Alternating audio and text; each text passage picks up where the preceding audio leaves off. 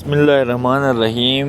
अगर हम बात करते हैं ब्लड सर्कुलेशन टू नेफ्रॉन, तो याद रखिएगा स्टूडेंट, सबसे पहले एक रीनल आर्टरी है और ये रीनल आर्टरी आगे जाके मज़ीद ब्रांचेस में डिवाइड होती है किडनी के अंदर ही, और ये कोर्टेक्स तक चली जाती है।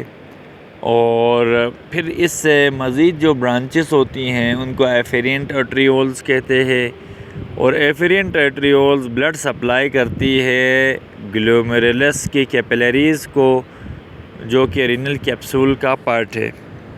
फिर दूसरा एफेरेंट आर्टरियोल है, ये फिर ग्लोमेरुलस से आगे मज़ीद जाता है तो ये एफेरेंट आर्टरियोल कहलाता है।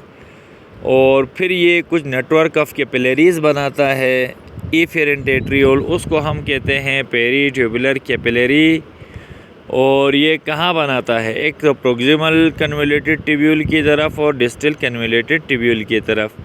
और यहाँ कुछ ख़ास किस्म की स्पेशल किस्म की पेरीट्यूबुलर कैपिलरीज़ हैं, वाज़ा रेक्टा, और ये अंदर मेड्यूला तक धसी हुई है, और मेड्यूला के लूप ऑफ एनल और कोर्टेक्स तक।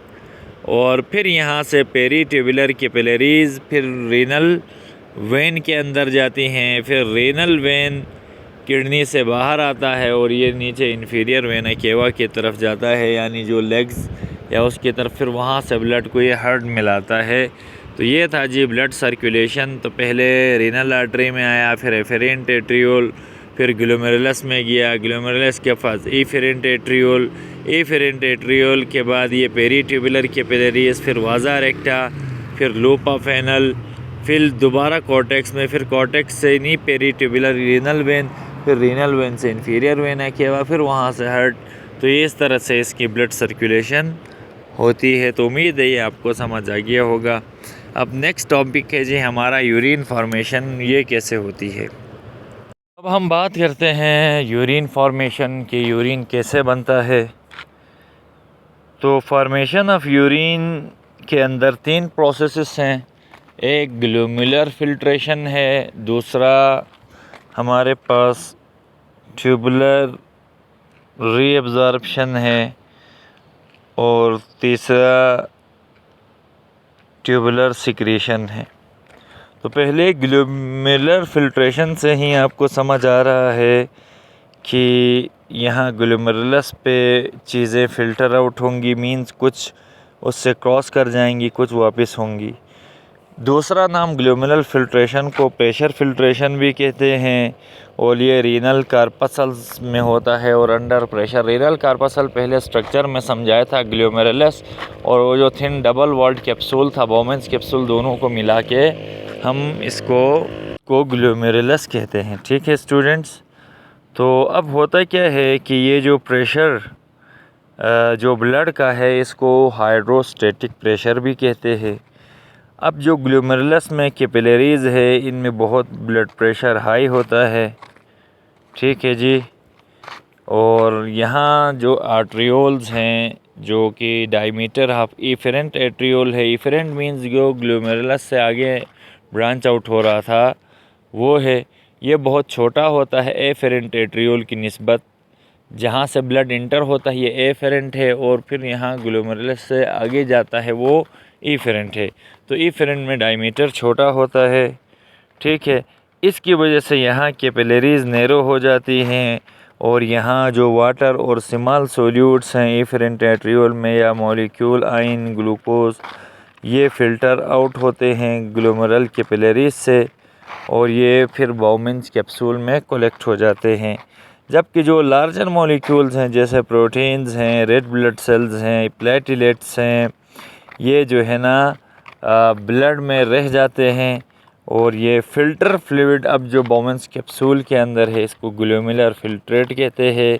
और इसकी केमिकल कंपोजिशन अगर आप देखेंगे, ठीक है, लेबॉर्ट्री में टेस्ट कराएंगे, तो यहाँ आपको ये फाइंड आउट होगा कि ये बिल्कुल सिमिलर होता है टू ब्लड प्लाज्मा। तो ये तो था जी ग्लोमेरुलर फिल्ट्रेशन, जिसमें लार्ज मॉलिक्यूल्स आगे पास नहीं होते एफेरेंट आर्टरियोल्स से, जबकि स्मॉल मॉलिक्यूल्स पास होकर बाउमेंस कैप्सूल में एक्यूमुलेट हो जाते हैं। दूसरा हमारे पास है जी जो ग्लोमेरुलर फिल्ट्रेशन के बाद अब हम बात करते हैं सेलेक्टिव रीअब्ज़ॉर्प्शन की। तो इस प्रोसेस में सर्टेन सब्सटेंसेस जो फ़िल्टर आउट होते हैं ब्लड से, तो ये अल्ट्रा फिल्ट्रेशन में ये रीअब्ज़ॉर्ब होंगे और यहाँ glucose, amino acid, vitamin, inorganic salt, some water और कुछ ख़ास सर्टेन सब्सटेंसेस रीअब्ज़ॉर्ब होते हैं। इसी वजह से इस प्रोसेस को हम नाम दिया है सेलेक्टिव रीअब्ज़ॉर्प्शन का नाम दिया है। ठीक है जी। अच्छा, फिर ट्यूबुलर सिक्रीशन है। ट्यूबुलर सिक्रीशन में याद रखिए, नाम से ही पता चल रहा है यहाँ सर्टेन सब्सटेंसेस सिक्रीट होंगे जैसे अमोनियम और हाइड्रोजन आयंस, और ये लूप ऑफ हेनल के एपिथेलियल सेल्स और ट्यूब्यूल के ल्यूमेन सिक्रीट करेगा। और यहाँ से फिर क्या होगा जी, और ये प्रोसेस अगर होता है कन्वलेटेड ट्यूब्यूल्स में, डिस्टिल और कन्वलेटेड, और इन आयंस का सिक्रीट होना ये इस वजह से होता है स्टूडेंट्स, ताकि जो यूरिन है उसके पीएच को मेंटेन रखा जा सके।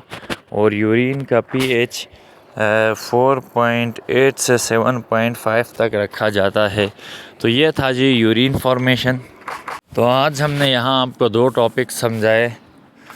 एक तो हमने ये बताया कि नेफ्रॉन में ब्लड सर्कुलेशन कैसे होती है, उसमें उसका स्ट्रक्चर और कुछ चीज़ें समझाई। ठीक है जी। अच्छा, फिर उसके बाद हमने बताया कि जो यूरिन फॉर्मेशन है वो कितने स्टेप्स में होती है। 3 स्टेप्स में थी, ग्लोमेरुलर फिल्ट्रेशन, ट्यूबुलर रीअब्ज़ॉर्प्शन या सेलेक्टिव रीअब्ज़ॉर्प्शन, और तीसरा था ट्यूबुलर सेक्रेशन। और ये तीनों प्रोसेसेस उम्मीद है आपको समझ आ गए होंगे। और मज़ीद कोई चीज़ रहती है समझ नहीं आती है तो आप बता सकते हैं। Thank you.